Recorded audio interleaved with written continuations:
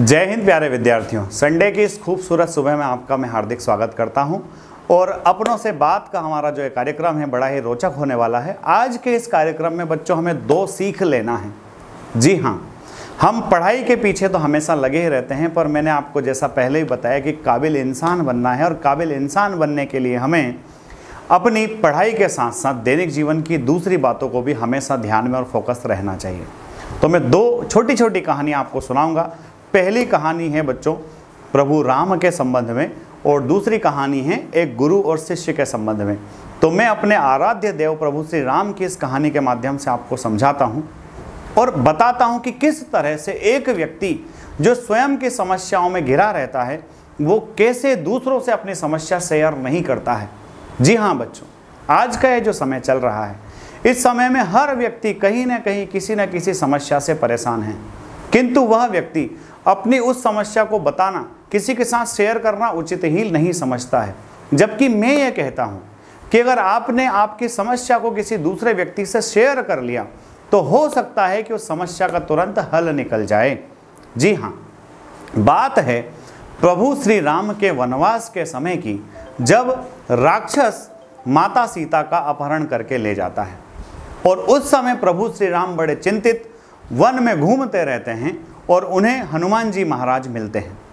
और जैसे ही हनुमान जी महाराज मिलते हैं, हनुमान जी महाराज प्रभु श्री राम से कहते हैं कि आप तो मेरे आराध्य हैं और बताइए प्रभु मैं आपकी क्या सेवा कर सकता हूँ, मैं आपकी किस तरह से मदद कर सकता हूँ।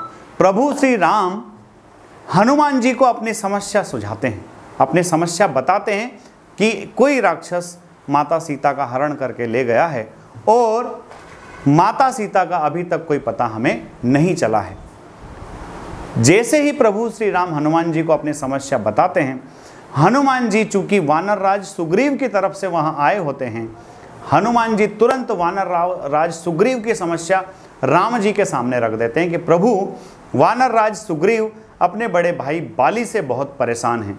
अगर आप वानर राज सुग्रीव को यह आश्वासन दे दें कि उनके ऊपर कोई प्राणघातक हमला नहीं होगा तो वानर राज सुग्रीव पूरी वानर सेना आपको सौंप सकते हैं, जिससे माता सीता की खोज और माता सीता की वापसी बहुत आसान हो जाएगी। जी हाँ बच्चों, हनुमान जी मध्यम मार्गी बनते हैं। प्रभु श्री राम की बात हनुमान जी सुनते हैं और सुग्रीव की परेशानी हनुमान जी को ऑलरेडी पहले से पता रहती है। दोनों की अपनी अपनी समस्याएं होती है।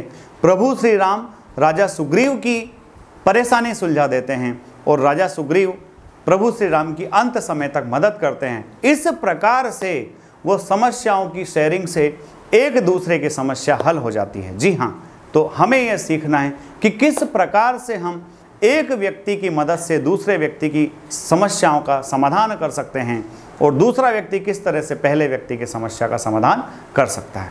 बच्चों, अब दूसरी कहानी आज और मैं सुनाता हूँ आपको। वो कहानी है गुरु और शिष्य की। और जी हाँ, ये चूंकि समस्याओं पर पूरा आपका वीडियो हुआ है, तो इसमें आप देखेंगे बच्चों कि किस प्रकार से एक व्यक्ति समस्या का सामना करता है। तो बच्चों, गुरु और शिष्य की एक कहानी आप समझेंगे। एक गुरुजी थे और उनके एक शिष्य थे। शिष्य ने पूछा कि गुरुजी आप ये बताइए मुझे कि जटिल से जटिल समस्या का समाधान कैसे किया जाए। तो गुरुजी ने बच्चे को समझाने के बजाय अपने आश्रम में एक जो बकरी थी, उस बकरी की रस्सी गुरुजी ने उस शिष्य को पकड़ा दी और शिष्य से कहा कि इस बकरी को खूंटे से बांध दीजिए। जी हाँ बच्चों, वो बकरी सिर्फ गुरुजी के द्वारा ही कंट्रोल की जा सकती थी और गुरुजी भी यही चाहते थे कि मैं देखता हूँ ये शिष्य इस बकरी को किस प्रकार कंट्रोल कर सकता है। जब वो शिष्य के हाथ में जैसे ही डोरी आई, वो बकरी खूब उछल कूद करने लगी। शिष्य थोड़ी देर तो परेशान हो गया, क्या करूं, इसको कैसे कंट्रोल करूं। तुरंत ही शिष्य को यह समझ में आया कि पहले मुझे इस बकरी का एक पैर बांध देना चाहिए और उसके बाद मैं आसानी से इस बकरी को खूंटी से बांध सकता हूं। जी हाँ, विद्यार्थी ने, शिष्य ने वही किया। पहले बकरी का पैर बांधा और पैर बांधने के पश्चात उस बकरी को खूंटी से बांध दिया। बच्चों, गुरुजी ये समझाना चाहते थे कि किसी भी समस्या का अगर आपको हल ढूंढना है तो पहले उस समस्या की जड़ को जानिए। जी हाँ, वो बकरी की उछल कूद की जड़ उसके पैर थे। जब शिष्य ने पैर बांध दिया तो बकरी ने उछल कूद करना बंद कर दिया और अब उसको बांधना, उस खूंटी से बांधना बहुत आसान था। समस्या हल होगी, डेफिनेटली हल होगी, पर आप उसकी जड़ को पहचानिए कि इसकी जड़ क्या है। जी हाँ, आप अच्छे से मेहनत करते रहिए, लगे रहिए, और जब कभी आपको परेशानी हो आप मुझे याद कर सकते हैं। आज के इस संडे की सुबह में इतना ही। अगले संडे को अपने से बात में फिर मिलेंगे बच्चों। आपका प्यार इसी तरह से मिलता रहे। आप वीडियो को लाइक, शेयर और सब्सक्राइब भी कर सकते हैं अगर आपको अच्छा लगा हो। संडे को फिर मिलेंगे। आज के वीडियो में इतना ही। जय हिंद, जय भारत, इंकलाब जिंदाबाद, भारत माता की जय।